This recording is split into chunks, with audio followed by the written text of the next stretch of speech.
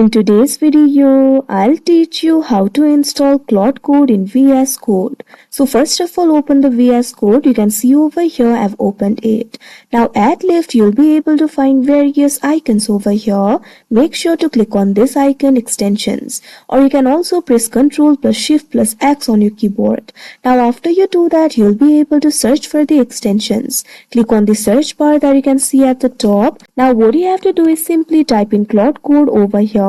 You'll be able to see the results. Simply click on this option, Claude Code for VS Code by Anthropic. After you do that, you'll be led to this kind of interface. Click on the install option that you can see on the screen. Now this kind of pop-up will appear. Click on this option, Trust Publisher, and install. Now simply wait for a while. Now once you do that, you can see over here the Claude Code has been installed. You'll be able to see the icon for Claude Code over here. You can simply click on it.